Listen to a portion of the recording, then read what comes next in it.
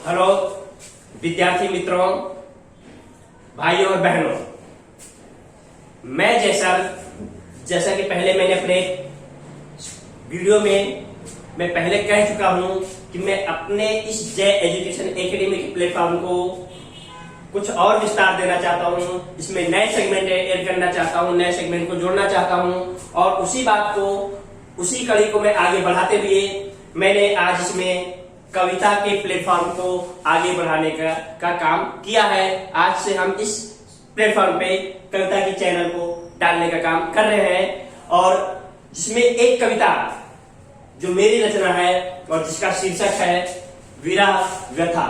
विरह व्यथा ये कविता का शीर्षक है जिसको मैंने लिखा है और इसको हम इस प्लेटफॉर्म पे, इस चैनल पे डाल रहे हैं और हम इस पे आगे जो लोग जो कविता के प्रेमी हैं, जो कविता के रसिक हैं, जो कविता लिखने वाले हैं, जो कविता में रुचि रखने वाले हैं, जो कविता में इंटरेस्ट रखने वाले हैं, उन सभी लोगों के लिए एक बड़ा अच्छा अवसर है। उन सभी लोगों को मेरी तरफ से आमंत्रण है, वह सभी लोग इसको देखें और इसमें जुड़ सकते हैं और उन सभी को मैं इनवाइट करता हूं इस प्लेटफॉर्म पर आने के लिए।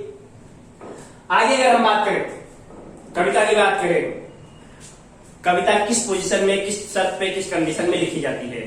मेरा ऐसा मानना है कविता लोग या तो बड़े कोई खुशी का माहौल होता है, कोई अच्छा माहौल होता है या कोई अच्छी घटनाएं होती हैं, उसके ऊपर से लोगों के मुंह से स्वतः शब्द निकलने लगते हैं और कविता का स्वरूप धारण कर लेते हैं।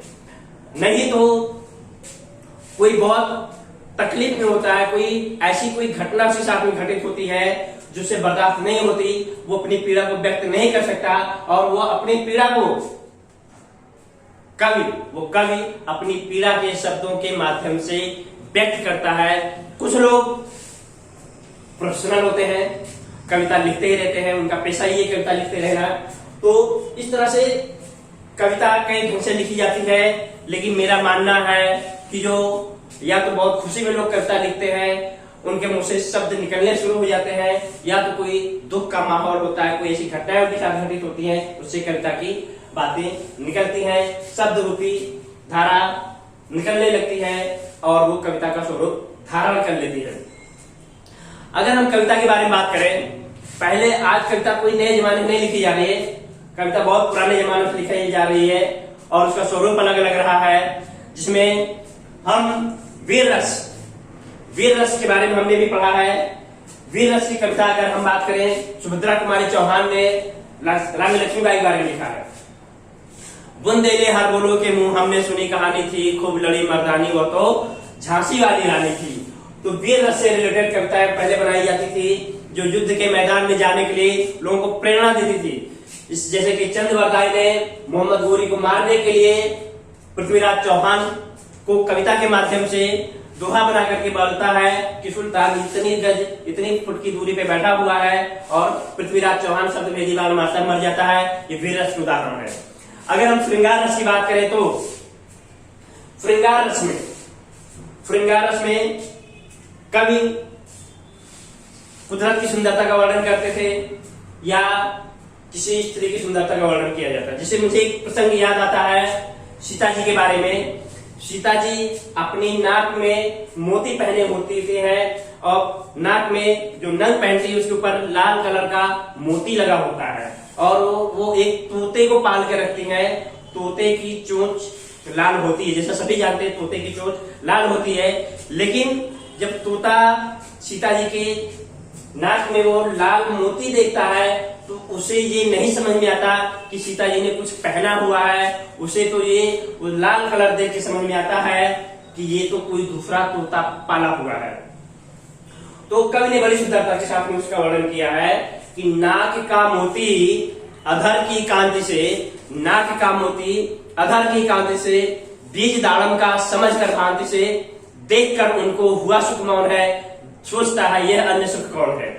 मतलब से कंफ्यूजन होता है, वो उसके जो लाल कलर का मोती से दाड़म अनार का बीज समझता है, और वो सोचता है कि ये दूसरा देखकर उनको हुआ सुख मान रहा है, सोचता है यह अन्य सुख कौन है, कि मतलब दूसरा सुख या तोता कौन आ गया है। तो इस तरह से कवि ने सीता जी की सुंदरता का वर्णन किया, उन्होंने नाक में जो मोती पहना है उसका वर्णन किया है। श्रृंगार विलास की बहुत ढेर सारी कहानियां लिखी जाती थी, आप लोग भी पता है। इसके बाद भक्ति रस, भक्ति रस तो बहुत ही भरा पड़ा है। फिर कृष्ण भगवान के बारे में, राम के बारे में, कृष्ण के बारे में मीरा ने, रसखान ने, सभी ने लिखा है, जो बहुत सी चीजें लिखी गई हैं। भक्ति रस के बारे में अगर हम बात करें, मुझे एक प्रसंग आता है, रसखान का याद आता है। श्री कृष्ण के बारे में किस तरह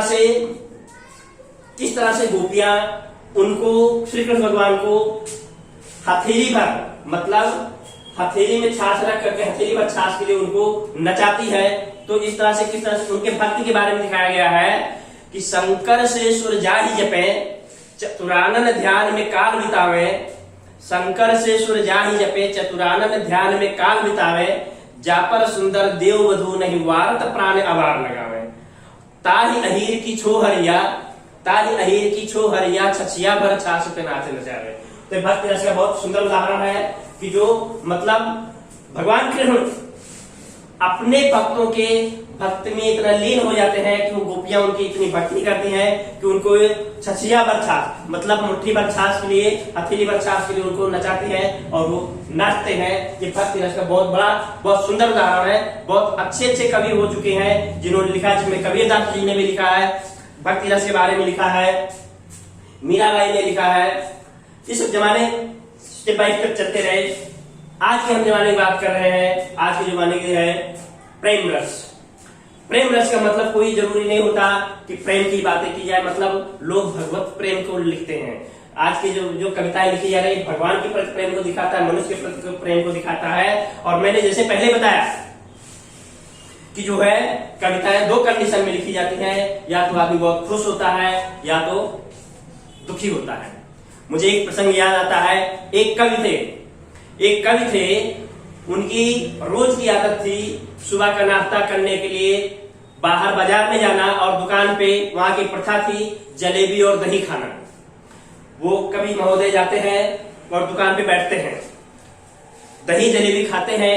इतने में उन्होंने देखा एक कौवा उड़ते हुए आता है और दुकानदार जिस बर्तन में दही जमा कर रखा है उसमें चोंच मार के उड़ जाता है। यह देख करके दुकानदार को बहुत गुस्सा आता है और उस दुकानदार ने कोयले का एक टुकड़ा उठा करके कौवे को मारा। विडंबना देखिए, दुर्भाग्य देखिए उस कौवे का। संयोग की बात है उस कौवे को लग जाता है और कौवा गिरता है, मर जाता है, वहां अपने प्राण त्याग देता है। यह दृश्य देख करके कवि महोदय को बहुत तकलीफ होती है और वो दुकानदार को कुछ नहीं कह सकते, किसी को कुछ नहीं कह सकते, देखने वाले भी कुछ नहीं बोलते, लेकिन उनके हृदय की पीड़ा उनसे बर्दाश्त नहीं होती और वो कोयले का टुकड़ा लेकर के लिखते हैं। क्या लिखते हैं? काग दही पर जान गंवायो, मतलब कौवा दही के लिए शहीद हो गया, कुर्बान हो गया, मर गया। मुझे महर्षि कवि वाल्मीकि के बारे में भी पता है, हमने सुना है, पढ़े हैं कि महर्षि कवि वाल्मीकि ने जो रामायण की रचना की थी वो भी सुबह के टाइम जा रहे थे स्नान करने के लिए और किसी आखेटक ने, किसी बहेली ने उस कौवे का शिकार कर लिया और कौवा तड़फड़ाते हुए मर जाता है और उनके हृदय से जो वेदना निकलती है वो संस्कृत में श्लोक बन करके निकलती है। उन्होंने अपने शब्दों पे विश्वास नहीं होता कि क्या मैंने शब्द बोले थे।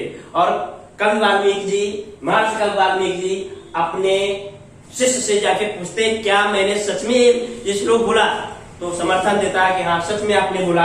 और वहां से उनके मुंह से संस्कृत में श्लोक निकलता है और वो संस्कृत में रामायण की रचना कर डालते हैं। तो इस तरह से बहुत ढेर सारे उदाहरण है कि जहां पे लोग किसी दुख की, किसी की वेदना को देख करके अनायास उनके मुंह से शब्दों की धार निकल पड़ती है और कविता का स्वरूप धारण कर लेती है। इसी तरह से अगर हम प्रेम रस की बात की, आज के जमाने के कवि की हम बात करते हैं। आज के जमाने के कवि बहुत मशहूर डॉक्टर कुमार विश्वास, उनका एक प्रसंग मुझे याद है। उन्होंने जो लिखा है वो लिखते हैं, वो कहते हैं कि वो अपनी किसी प्रेमिका से मिलने के लिए उसके गर्ल हॉस्टल में जाते हैं, और वहां पे जब वो जाते हैं तो सिक्योरिटी गार्ड के जरिए उसको नीचे बगीचे में बुलाते हैं मिलने के लिए। वो आती है और उनको बहुत डांटती है और बोलती है कि तुम इतने दीवाने हो गए हो कि जो यहाँ पे गर्ल्स हॉस्टल में आए हो। और वहां से वो चलते हैं आगे। रोड पर आने पर उसी उधेड़-बुन में रहते हैं कि एक गाड़ी वाला आता है और उससे टकराते हुए बच जाते हैं, और वो बिगड़ के बोलता है क्या पागल हो गया है। ये दो शब्द उनको इतने चुभ जाते हैं, और आकर के वो कविता की लाइन लिखते हैं जो आज के टाइम में पूरी दुनिया में फेमस है। वो लाइनें मैं भी 2 लाइनें बता देता हूं आप लोगों को। कोई दीवाना कहता है, कोई पागल समझता है, मगर धरती की बेचैनी को बस बादल समझता है। तू मुझसे दूर इतनी है, तू मुझसे दूर कैसी है, मैं तुझसे दूर कैसा हूं, ये तेरा दिल समझता है या मेरा दिल समझता है। तो ये आज की दुनिया में, आज के टाइम में ये बहुत फेमस लाइनें उनकी हो गई है। इससे शब्दों से समझा जा सकता है, मतलब उनको भी आहत लगा और ये हुआ। मैंने बाहर की बात किया, हम अपनी बात करें। मैंने भी एक कविता लिखा है विरह व्यथा। शायद मेरे भी साथ में कुछ ऐसी घटनाएं घटित हुई है या हुई रही होंगी, और उस विरह वेदना को, उस मतलब तकलीफ को जो शब्दों के जरिए बयान हुए हैं, और वो मेरी अपनी कविता है। कुछ हाइलाइट्स है यहाँ पे, हम आगे पूरा वीडियो इसका देंगे, पूरा इसका पूरी कविता की बात को रखेंगे क्या लिखा गया है। लेकिन कुछ हाइलाइट्स है जो है, हैरान हूं मैं तुम्हारी बातों को सुनकर, हैरान हूं मैं तुम्हारी बातों को सुनकर, कैसे मैं झेल पाऊंगा नित नए अल्फाज सुनकर। हैरान हूं मैं तुम्हारी बातों को सुनकर, कैसे मैं झेल पाऊंगा नित नए अल्फाज सुनकर। कुछ हाइलाइट्स और है। एक छोटी सी बाला कैसे बदल गई लम्हों से गुजरकर, एक छोटी सी बाला कैसे गुजर गई लम्हों से गुजरकर, समझती नहीं है कुछ भी सब कुछ समझकर, हैरान हूं मैं तुम्हारी बातों को सुनकर। ला इसकी हाइलाइट्स है, सिर्फ हाइलाइट्स में एक और है। छला जिसने उसको गिरती है उसकी ही बाहों में झूलकर, छला जिसने उसको गिरती है उसकी ही बाहों में झूलकर, मगर सहा जिसने उसको देखती नहीं है मुड़कर। हैरान हूं मैं तुम्हारी बातों को सुनकर, और कैसे मैं झेल पाऊंगा नित नए अल्फाज सुनकर। आज की हाइलाइट्स ये। आने वाले टाइम में हम पूरा वीडियो इसके बारे में डालेंगे। Thank you so much.